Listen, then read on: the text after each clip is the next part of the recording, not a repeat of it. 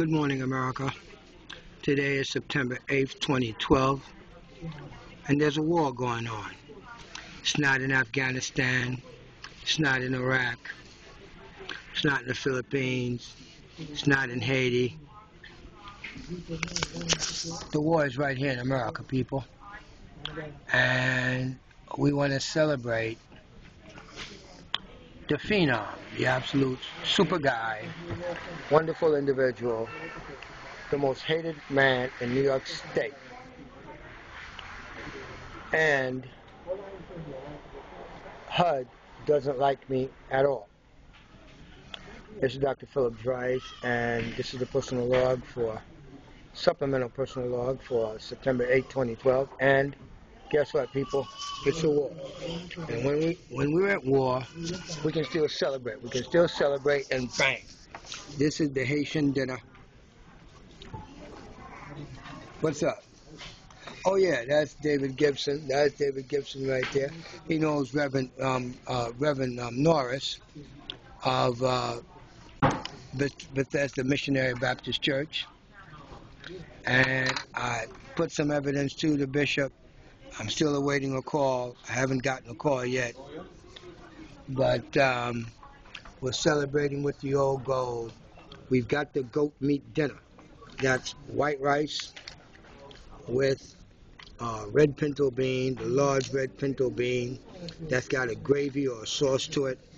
This is Hispaniola Island food right here. Okay, the Dominicans and the Haitians do the same thing. This is it right here, people. That's right, people all around the world. Hey, my group out there in Iceland. Hey, how about an invitation for me to enter Iceland? I would start a petition for me to enter Iceland as a political refugee from the United States of America, as a disabled veteran who was betrayed by this country. I will be filing human rights violations charges with specific embassies in Washington, D.C., through their consulates here in New York City for Dr. Philip Dries, that's me, to repatriate to another country that's a much better country for my skin color. I'm looking to, I have begun a wage slave rebellion in the United States of America, and I am beginning to get the kind of African American following that I wish I had a long time ago, but it's very small. The white people are on board for the most part, and I don't see it as pure and total hypocrisy by them, because a lot of Caucasian Americans, European Americans, take black people to be a burden to America. Black people are a burden to America, but they don't have to be a burden to America. And this is the dinner that celebrates me bagging New York State Senator Shirley L. Huntley, and totally embarrassing, humiliating, and bagging New York City Housing Authority, and 2 of the 6 black N-word traitors to their conquered racial stasis are in my bag, and I'm celebrating that right here. I'm celebrating that right here. This is it right here. That's right, right here. In this institution of learning. Because in the 21st century, Haiti couldn't get out of slavery by being an intellectual like it did in the 17th century. In 1804, declared independence and expelled France, the first time in history that a colony island pinched off that colony from Europe. Only time in history ever been done. Won't ever happen again. Well, I'm part of the Haitian aristocracy group that's a mixed-blooded Haitian, and in the beginning I didn't want to really hear that because I thought we were all black, and we're mixed. But when you get to America and you have this dark skin color, that is a big problem. That's a big issue, because they have about 70 to 80 of the 320 million Americans, there's about at least 70 million African Americans. And to be an African American in America today, when I came to this country, African Americans were number 2, emulated myself to become one just like them because I thought that was a move up. In 2012, they're number 5. What do you think I'm doing? What group do you think I'm going to? I can't go to the Hispanic group. They're lower than number 1. And not only that, I'm a little kind of ticked off because they've been pinching a lot from the African Americans in the urban areas.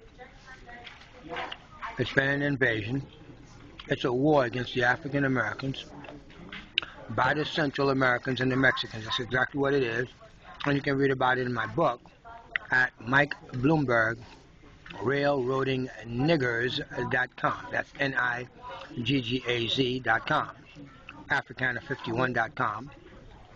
Mayor Bloomberg, redliningnegro.com, which are 3 versions of the same book. One in Ebonics for black people, one in English for the Europeans, and an international version for others.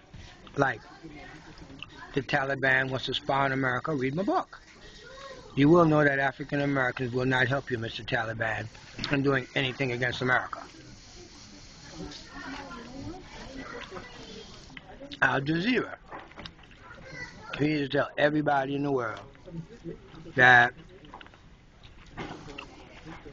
America is safe, America is secure, and it will live forever. It will, I'm just telling you. Firstly, I need to get out of the United States of America to go to a better country for my skin color called Canada or Australia or Indonesia or Panama. And there's like so many more. Because being black in America is very disenchanting. I saved somebody's life, and I was punished for it by the Yiddish administration, Michael R. Bloomberg, and all the black people, 99% of them, including the black elected officials who are in court right now, because I'm spanking their behind for violation of the separation of powers. But as civilian black people, I can't tell them jack. They are not on the side of any rebel that's going to risk his life, spend his money, and help him in any way, shape, or form. That's that Willie Lynch chip. I got that, I understand that, I accept it.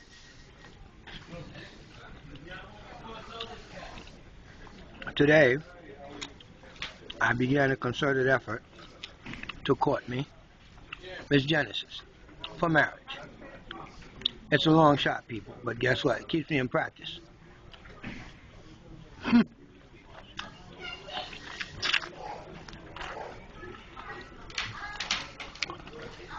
It seems as if black America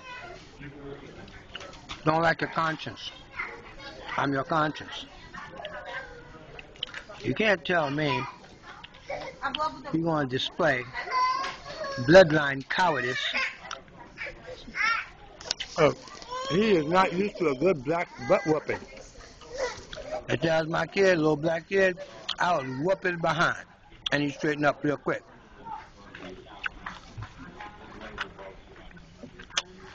But the Anglo-American Empire don't want you to use corporal punishment, and they want people with a 3rd grade reading level to communicate with a child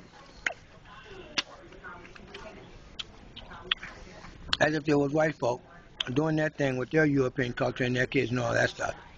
That's America setting you up for failure. I am transforming these video series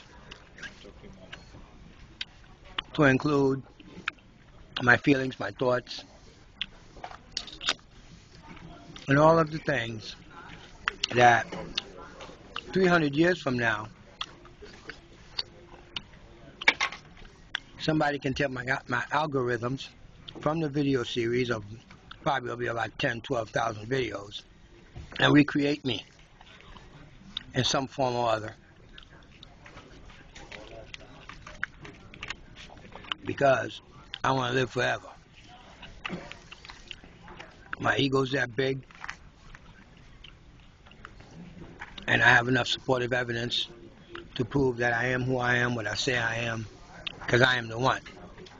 You can go watch something called The Matrix. There's one guy, that's one super guy that's going to have to sacrifice it all for the benefit of the others.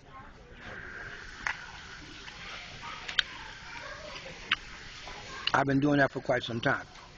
No, see, your Martin Luther King, your Malcolm X, and all of these guys, they were created. I'm self-made.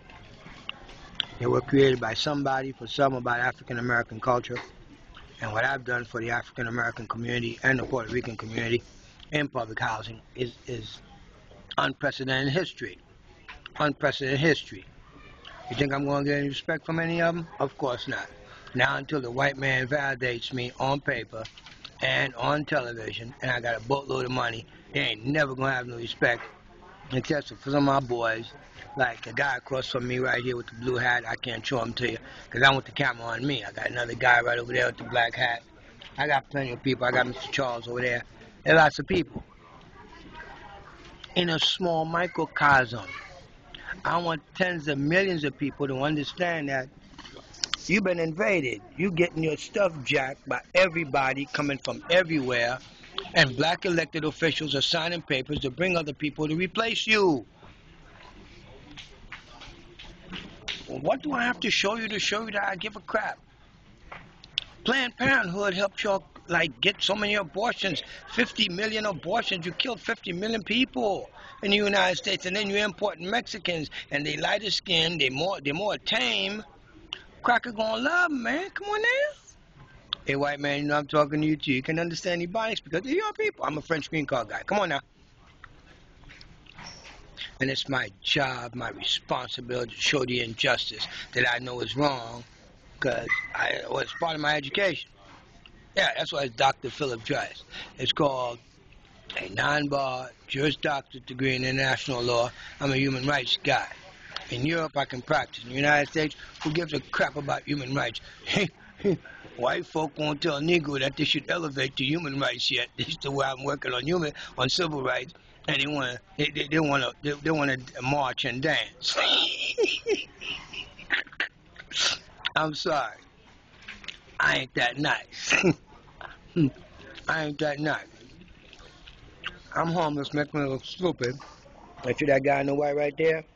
He cursed me out, told me I don't know what homelessness is. Former special forces showing you how it gets done on video, and that's a moron, and he's old, and anybody he helped bring into this world ever touch gonna be as dumb and as stupid as him. I gotta break you out of that, because I kinda look like you, and I'm not gonna suffer like you. That's why I'm kicking white boy ass. And white boys, let me tell you something. Those are the bad white boys. I'm kicking their behind, and guess what? You should be on my side like you've been so far, because what? They're making you look bad. It's my job to clean it up. It ain't costing you no money, is it? You're just sitting there on YouTube watching my show. And today is celebrating the fact that I bagged Shirley Huntley of New York State Senator. And I just told you I'm embarrassed John B. Rhea. And we're talking about one man sitting in a doggone library, living homeless, sleeping in the bushes of a beach. Got an old laptop right here. And with my intellectual currency, bring down an entire congressional district. and I ain't getting credit as a phenom yet because of jealousy. I can accept that. I'm even going to go out and try to mac me a 24-year-old Dominican that when I met her told me I couldn't get a date with a woman that wasn't some old broad that needs estrogen injections. Yeah, that's like over 35. I can't. I respect my mother and women, but I respect all women and I leave them alone. So, now I'm going to do the impossible. I'm going to Mac me Genesis. I'm going to marry her. And in about a year and a half to 2 years from now, because I've been doing this for 7 years now, you're getting 2 years worth of video. In another 2 years, I'll let you watch her have my baby. Or another one just like her. Don't mean nothing to me. Because she ain't had no business asking me, have I ever been in love? For what? I had enough money I could buy anything and anybody. Light skin, dark skin, body, big, fat, whatever. For what? I'm an American veteran. I'm an immigrant who has a legacy and a country that I'm responsible for. I cannot just be assimilated into African American culture. That ain't doing me no damn good. And it's mostly black people that's putting roadblocks in front of me to keep me from succeeding. And these people are elected officials, people in power, and that's what they do to their own people. I'm going to eat your little lunch. And I'm going to go sell it to everybody in the world and embarrass you and humiliate you in order for you to change. That's the new way things go. You take somebody to court and you just bust their behind. Hi, Mayor Bloomberg. You still think it's funny having one of your staffers call Marshal Edward Guyton in Corona, New York, and to have him extend to me your personal regards, Mayor? Now, why would a little nobody like me be so important to you?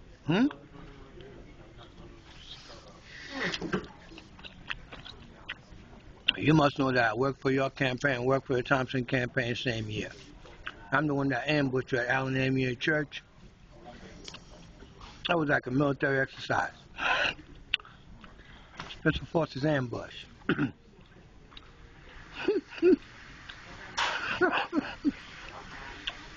Whether you came from the north, south, east, or west, you were going to feel in enemy territory with Thompson posters everywhere. You mad? Oh, fair. Being a super guy, I also know it's lonely at the top. I ain't got no friends. Where would I get them from? Since I've been in America, I always bought them. I did. I bought them. Now, I'm being indoctrinated into the poverty sector as a serf and a peasant. And you don't want to put me here, right? I don't have to teach all of them. I ain't got to convert all of them.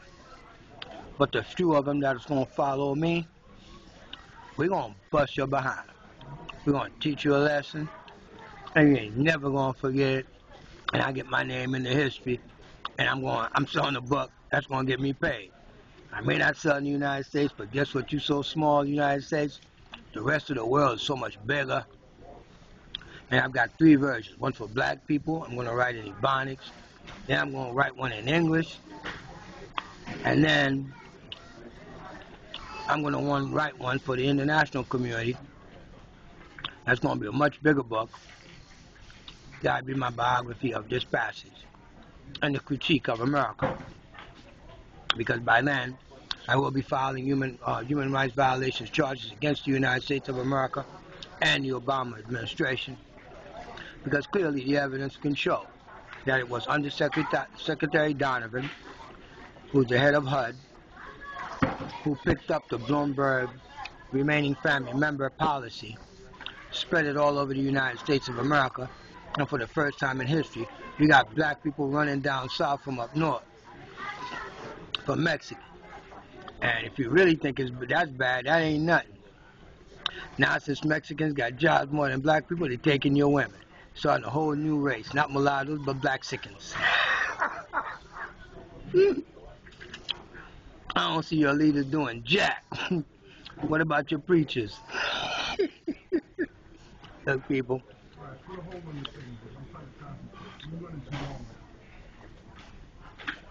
You can hear me too much? Alright, people, guess what?